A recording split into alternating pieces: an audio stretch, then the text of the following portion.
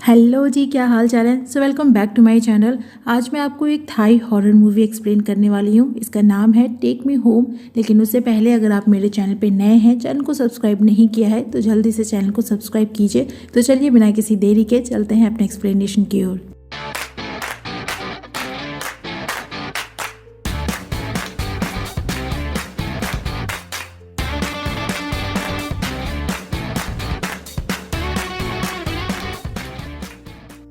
Movie की शुरुआत में एक बहुत बड़े स्टेट को दिखाते हैं जिसमें एक बहुत ही खूबसूरत सा घर बना है जो आर्किटेक्चर का बहुत ही सुंदर नमूना है। इसी घर में रहती है एक फैमिली जिन्होंने इस घर को 10 साल पहले एक लेडी से खरीदा था, वो भी बहुत ही सस्ते दामों में। आज इस घर के बेटे टैन का बर्थडे है। टैन की मॉम को देखकर लगता है जैसे उनकी दिमागी हालत ठीक नहीं है। वो बार बार बस एक ही लाइन बोलती हैं कि ये घर उनका ड्रीम हाउस है। पार्टी के बाद टैन को एक अंधेरे कमरे में एक लेडी की पेंटिंग से कुछ बातें करते देखते हैं जिसे वो एंजल बुलाता है। यहाँ से कहानी कुछ साल आगे आती है। अब टैन बड़ा हो चुका है और उसे हॉस्पिटल में देखते हैं। उसका एक्सीडेंट हुआ है और वो अभी कोमा में है। कहानी फिर 10 साल आगे आती है और अब टैन ठीक हो चुका है, पर एक्सीडेंट के बाद से उसे सिवाय अपने नाम के कुछ भी याद नहीं। अब वो हॉस्पिटल के मॉर्चरी डिपार्टमेंट में काम करता है। उसने कई बार अपनी फैमिली का पता लगाने की कोशिश की पर कोई फायदा नहीं हुआ, पर उसे यकीन है कि उसकी फैमिली भी उसे ढूंढ रही होगी। एक रात टैन जब अपने काम पे था तो उसे अपने आसपास कुछ अजीब सी आहट महसूस होती है, जैसे कि कोई उसे बुला रहा हो। और तभी अचानक से प्रिंटर में से एक पेपर कटिंग बाहर आती है जिसमें न्यूज़ थी कि एक फेमस आर्किटेक्ट ने बैंकरप्सी के चलते आत्महत्या कर ली। उसी आर्टिकल में वो अपनी फोटो भी देखता है और उसे पता चलता है कि वो उस आर्किटेक्ट का बेटा है। रात जब वो नहा रहा था तो हम उसके चेस्ट पे एक कट का निशान देखते हैं जिसके बारे में हम आगे जानेंगे। अगले दिन वो हॉस्पिटल के हेड को बताता है कि उसे उसकी फैमिली का पता चल चुका है और अब वो वापस अपने घर जाना चाहता है। हालांकि हेड उसे बोलती हैं कि अगर वो वहां से एक बार गया तो दोबारा नहीं आ सकता, पर टैन फिर भी अपने घर वापस जाना चाहता है। जिसके बाद वो स्टेट के पास आता है। बाहर ही उसे एक लेडी मिलती है जिसका नाम वॉ है, जो घर की मेड है, और टैन को देखते ही उसे अंदर चलने को बोलती है और कहती है कि उसकी बहन टुपटीन उससे मिलकर बहुत खुश होगी। उन लोगों ने उसका बहुत इंतजार किया। स्टेट इतना बड़ा था कि वो उसे गोल्फ कार्ट में घर ले जाती है और खुद एक बहुत पुराना थाई फॉक गुनगुना रही होती है। उस घर में टैन एक आदमी को देखता है जिसका नाम चिविन है, जो उसकी बहन टुप टिम का हस्बैंड है। उसके 2 बच्चे हैं, जुन और जैन। जब टुप टिम उसे देखती है तो बहुत खुश होती है। हालांकि टैन उसे नहीं पहचान पाता क्योंकि उसकी मेमोरीज वापस नहीं आई हैं। और जब टुप टिम उसे हग करती है तो उसे अनकंफर्टेबल फील होता है। टुप टिम अपने हस्बैंड चिविन को बताती है कि टैन उसका जुड़वा भाई है, जो सुनकर चिविन शॉक होता है क्योंकि उससे पहले उसने कभी उसे ये बात नहीं बताई थी कि उसका कोई भाई भी है। बाद में जब तीनों खाना खाने बैठते हैं तो टैन नोटिस करता है कि टुप टिम बहुत ही स्ट्रिक्ट है। वो जैसा बोलती है चिविन वैसा ही करता है। जब टैन उससे उनकी फैमिली और उनके फादर की डेथ के बारे में पूछता है तो वो उसे कुछ नहीं बताती, सिवाय इसके कि उसने अब्रॉड में रह के पढ़ाई की है। बाद में चिविन उसे बताता है कि उसके डैड एक डिप्लोमेट थे और टुप टिम उनके साथ बहुत से देशों में रह चुकी है, पर उसका जन्म यहीं हुआ था और वो इस घर से बहुत प्यार करती है। हालांकि उसने उसे कभी नहीं बताया कि उसका कोई भाई भी है, इसीलिए वो उसके बारे में नहीं जानता। मगर अगर कभी भी उसने उसकी फैमिली को कोई नुकसान पहुंचाने की कोशिश की तो वो उसके लिए अच्छा नहीं होगा। बाद में टैन वॉ से उसके फादर की डेथ और अपने गायब होने के बारे में पूछता है, जिसपे वो बताती है कि उसके डैड बैंकरप्ट हो गए थे और उन्होंने अपनी जान दे दी और वो गायब नहीं हुआ था बल्कि घर से भाग गया था। उसके बाद चिविन ने इस घर को खरीद लिया और उसे टुप टिम से प्यार हो गया। तो टैन पूछता है कि जब टुप टिम अब्रॉड थी तब वो कहाँ था, पर इससे पहले कि वो उसे कोई जवाब दे पाती वहाँ टेबल पे रखा एक कप अपने आप टूट जाता है तो वो वहाँ से चली जाती है। उसी रात जुन और जैन टैन को डराने के लिए उसके रूम में छुप जाते हैं। टैन खुद को उनसे इंट्रोड्यूस करता है कि वो उनकी माँ का भाई है, पर वो बच्चे उसे बताते हैं कि टुप टिम उनकी माँ नहीं है और वो उससे बहुत नफरत करते हैं। टैन नोटिस करता है कि दोनों बच्चों के शरीर पे चोट के बहुत से निशान हैं। यहाँ जुन उसे कुछ बताना चाहता है पर जैन उसे रोक लेती है और नीचे खाना खाने चलने को बोलती है, वरना उन्हें टुप टिम से डांट पड़ेगी। वहीं जुन टैन से पूछता है कि क्या उसे मिरर मिरर खेलने आता है, तो टैन उसके साथ कुछ देर खेलने लगता है और खेलते खेलते वो जुन की जगह एक छोटी लड़की को देखता है जिसका चेहरा बहुत डरावना था, जो देखकर टैन डर जाता है और जुन वहां से भाग जाता है। नेक्स्ट सीन में डिनर टेबल पे चिविन टैन को अपने बारे में बताता है कि उसने जर्मनी में रह के पढ़ाई की है और फिर थाईलैंड वापस चला आया। वो बताता है कि जुन और जैन उसकी फर्स्ट वाइफ के बच्चे हैं। यहाँ इस घर में आने के बाद उसे टुप टिम से प्यार हो गया और बच्चों के लिए उसने उससे शादी कर ली। वो उसे टुप टिम के बारे में और भी कुछ बताना चाहता था, पर उससे पहले ही वो वहाँ खाना लेकर आ जाती है। टैन नोटिस करता है कि टुप टिम बच्चों के साथ बहुत ही स्ट्रिक्ट है। उनके ठीक से ना खाने पे वो उन्हें बहुत डांटती है। शायद इसीलिए बच्चे उसे पसंद नहीं करते और चिविन उसे शांत करने के लिए बच्चों का छोड़ा खाना भी खा लेता है। दरअसल टुप टिम को हर चीज अपने तरीके से चाहिए। अगर वो किसी को 2 कदम चलने बोले तो 2 ही चलना होगा, वरना वो चिल्लाने लगेगी। और ये सब कुछ टैन को बहुत ही अजीब लगता है। डिनर टेबल से जब बच्चे जाने लगते हैं तो किसी चीज को देखकर डरने और चिल्लाने लगते हैं कि कोई उन्हें लेने आ गया है। वहीं टैन कंफ्यूज होता है कि आखिर इस घर में हो क्या रहा है। देर रात वो घर के लिविंग एरिया में आता है, जहां एक बड़े से ग्लास वॉल पे एक बड़ी सी पेंटिंग देखता है जिसमें एक लेडी का हाफ फेस बना था। तभी वहां वो आती है जो बोलती है कि सोने से पहले वो प्रेयर जरूर कर ले और आधी रात के बाद वो घर में यहाँ वहाँ अकेले ना घूमे, क्योंकि ये टुप टिम को पसंद नहीं है और इस टाइम पे बहुत सी नेगेटिव एनर्जीज भी एक्टिव होती हैं। तभी टैन जुन को स्लीप वॉकिंग करते देखता है तो उसे उसके रूम में वापस ले जाता है और चूंकि वो डरा हुआ था तो टैन वहीं उसके साथ ही सो जाता है। पर जब थोड़ी देर बाद उसकी आंख खुलती है तो वो जुन को नींद में ही मिरर खेलते देखता है और वहीं बेड के नीचे वो जैन को छुपा पाता है, जो उसे बताती है कि जुन अभी एक भूत के साथ खेल रहा है। जिस पे टैन बोलता है कि भूत वूत नहीं होते, जुन बस अभी नींद में है। पर जैन बोलती है कि वो ने उसे बताया था कि ये घर हॉन्टेड है और उसने भी यहाँ 2 औरतों के भूत को देखा है, जिनमें से एक डांसिंग लेडी है जो बहुत ही पुराने कॉस्ट्यूम पहने रहती है और दूसरी का चेहरा बहुत ही डरावना है। जिस पे टैन पूछता है कि अगर उसने भूत देखा है तो उन्हें अवॉइड कैसे करते हैं, जिस पे जैन बताती है कि वो कभी उन्हें एहसास ना होने दे कि वो भूत हैं, वरना वो उससे नाराज हो जाएंगे। पर टैन इन सबको बकवास बोलकर जून को जगा देता है, जो होश में आते ही भागकर जैन के साथ छुप जाता है और टैन उसे समझाता है कि यहाँ कोई भूत नहीं है। पर जुन उसे वहां से चले जाने को बोलता है, ये बोलकर कि ये जगह उसके रहने लायक नहीं है। पर जैन उसे ये सब कुछ बोलने से रोकती है और फिर दोनों भाई बहन आपस में ही एक दूसरे को भूत बोलकर लड़ने लगते हैं। तो टैन दोनों को शांत कराता है और जैन से बोलता है कि वो ऐसी बातें करके जुन को और न डराए। जिसके बाद दोनों फिर किसी चीज को देखकर डरने लगते हैं और चिल्लाते हुए वहां से भाग जाते हैं।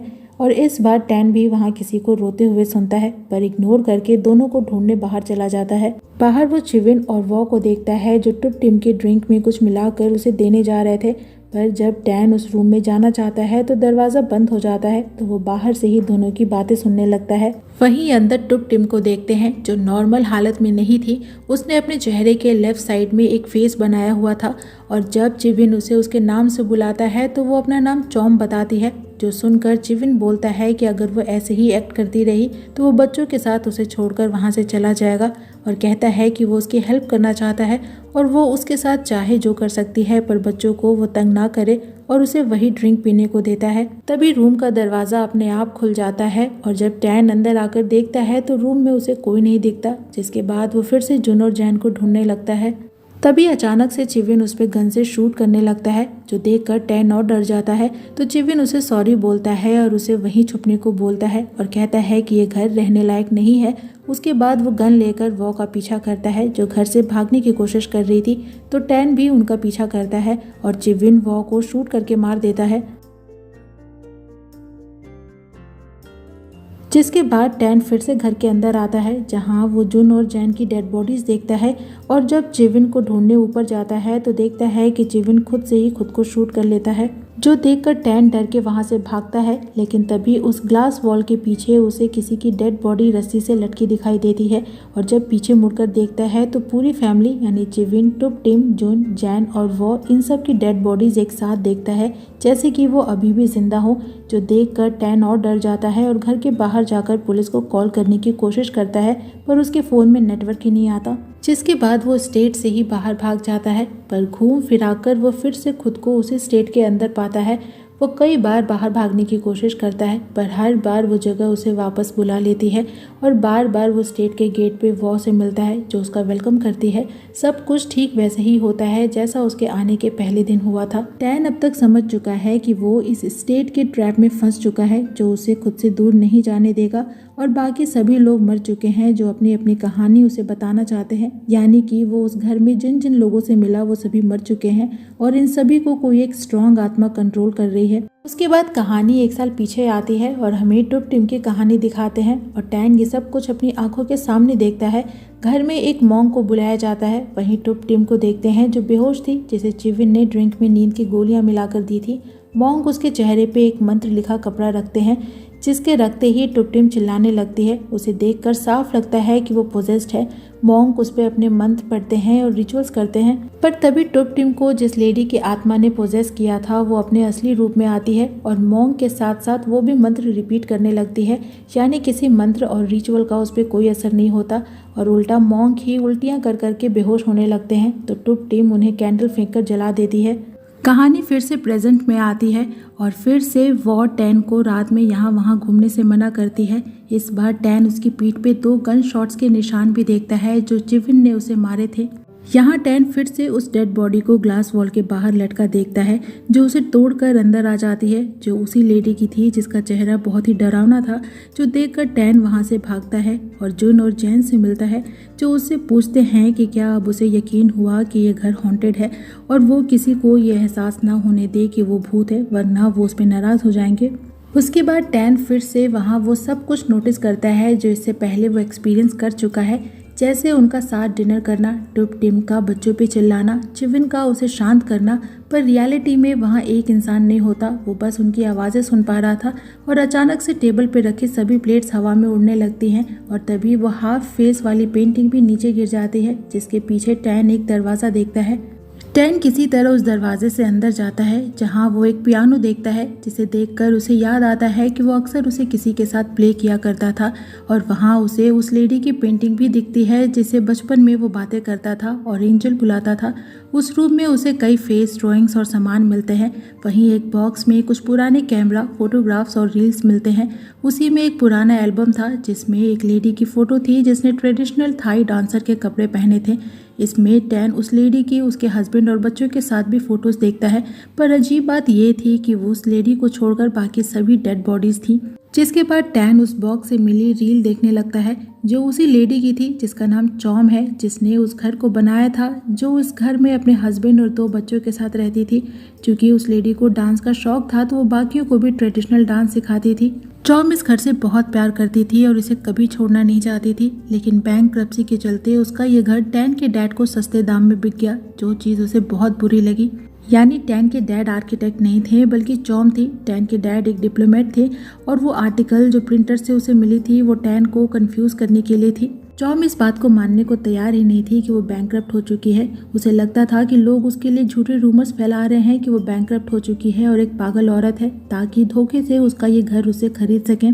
उसका मानना था कि वो खूबसूरत है, उसकी फैमिली खूबसूरत है, इवन उसका ये घर भी खूबसूरत है और हर खूबसूरत चीज़ को मेंटेन करने की ज़रूरत है और उसके अलावा कोई भी इसे मेंटेन नहीं कर सकता। इसीलिए सबकी खूबसूरती को मेंटेन करने के लिए उसने सभी को जहर देकर मार दिया और खुद भी फांसी लगा ली, ताकि कोई भी कभी भी उन्हें उस घर से ना निकाले और वो उन लोगों से जिन्होंने उससे उसका घर छीना है उनसे अपना बदला ले सके। टैन को वहाँ उस कमरे में एक और एल्बम मिलती है जिसमें उसके बचपन की फोटोज थी, जिसमें वो एक छोटी लड़की के साथ था जिसके चेहरे पे एक अजीब सा मास्क लगा था और यहाँ से टैन को उसकी मेमोरीज वापस आती हैं। दरअसल टैन और टुप टिम ट्विंस थे, पर टुप टिम जन्म से ही डिसेबल्ड फेस थी, जिस वजह से उसके डैड उसे दुनिया से दूर एक बंद कमरे में रखते थे जहाँ वो टैन के साथ पियानो प्ले करती थी। टैन अपनी बहन से बहुत प्यार करता था, पर उसकी मॉम टुप टिम की इस हालत की वजह से डिप्रेशन में रहने लगी और एक दिन पिल्स खाकर अपनी जान दे दी। उसके बाद से टैन टुप टिम का बहुत ख्याल रखता था। वो उसे प्रॉमिस करता है कि वो उसे छोड़कर कभी नहीं जाएगा। टुप टिम बाकियों की तरह नॉर्मल दिखना चाहती थी, इसीलिए टैन अक्सर उसके कमरे में रखी उस लेडी की पेंटिंग से प्रे करता था कि अगर वो सच में एक एंजल है तो उसकी बहन को भी एंजल बना दे। जिसके बाद बड़े होने पर टुप टिम का ऑपरेशन होता है और उसका चेहरा नॉर्मल हो जाता है, पर जाने किस गलती की वजह से उसके कुछ ऑर्गन्स फेल हो जाते हैं, जिस वजह से वो कभी मां नहीं बन सकती थी। जो जानने के बाद उसके डैड बहुत दुखी होते हैं। वो इस घर में अपनी फैमिली के साथ खुशी खुशी रहना चाहते थे और इसीलिए इस घर को ड्रीम हाउस बुलाते थे, पर अब उन्हें लगता है कि जिस लेडी से उन्होंने ये घर खरीदा था उसने इस घर को कोई श्राप दिया है। वो एक पागल औरत थी जो कभी भी इस घर में रहने वाले को चैन से नहीं रहने देगी, और वो भी टैन के सामने खुद को शूट कर लेते हैं। और जब टुप टीम ये देखती है तो उसे लगता है कि ये सब कुछ उसकी वजह से हो रहा है। कोई उससे प्यार नहीं करता और सब उसे छोड़कर जा रहे हैं। हालांकि टैन उसे समझाने की कोशिश करता है, पर अब टुप टीम उसकी बहन नहीं रही थी, वो बदल चुकी थी। वो खुद को चॉम बुलाती है और उसकी ये हालत देखकर टैन डर जाता है और स्टेट छोड़कर भाग जाता है। प्रेजेंट में टैन टुप टीम को देखता है जो उसकी आत्मा थी, जिसपे पूरा कंट्रोल चॉम का था, जो टुप टीम को मैनिपुलेट करती है कि सभी ने उसे छोड़ दिया, इवन उसके भाई ने भी, जिसने उसे प्रॉमिस किया था इस दुनिया में कोई किसी के साथ हमेशा नहीं रहता सिवाय मौत के। जिसके बाद टुप टीम सुसाइड कर लेती है। हालांकि वो मर तो 1 साल पहले ही गई थी, पर अभी टैन को दिखाते हैं। जिसके बाद टैन चॉम से रिलेटेड सारे सामान जला देता है और एक बार फिर से उस स्टेट को छोड़ने की कोशिश करता है और इस बार सक्सेसफुल होता है। जिसके बाद वो बेतहाशा खुली सड़क पे दौड़ता है, लेकिन तभी एक गाड़ी उसे हिट कर देती है और हमें दिखाते हैं कि इससे पहले भी जब टैन ने घर से भागने की कोशिश की थी तब उसका एक्सीडेंट हो गया था और वो कोमा में चला गया था।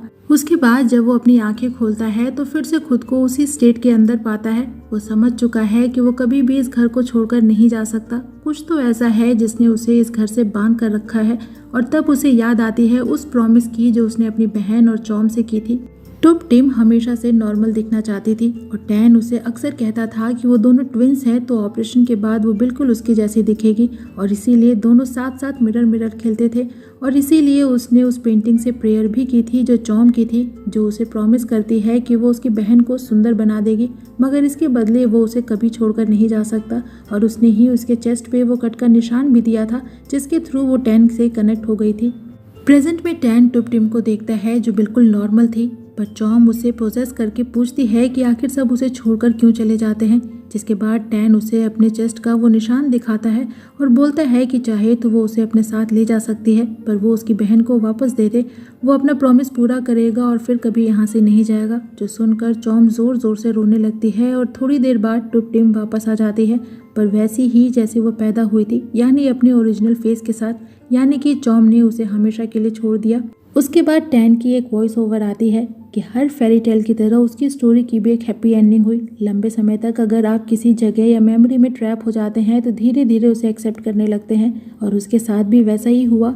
वो फाइनली उन्हीं मेमोरीज के चलते वापस अपने घर आ पाया, वो घर जो इम्परफेक्ट है, जहाँ मौत है, दुख है, पर फिर भी वहाँ प्यार है। और भाई बहन के इसी यूनियन के साथ ये मूवी यहीं पे ख़त्म हो जाती है। और हाँ, अगर आप कंफ्यूज हैं तो मैं बता दूं कि टैन जिंदा है, पर उसकी बहन अब मर चुकी है, वो बस उसे इमेजिन कर रहा है। तो मैं ये स्टोरी यहीं पे करती हूँ ख़त्म। आपको मूवी कैसी लगी कमेंट सेक्शन में ज़रूर बताइएगा। वीडियो अच्छे लगे तो वीडियो को लाइक कीजिएगा, फ्रेंड्स के साथ शेयर कीजिएगा, और मुझे इनकरेज करने के लिए मेरे चैनल को ज़रूर सब्सक्राइब कीजिएगा।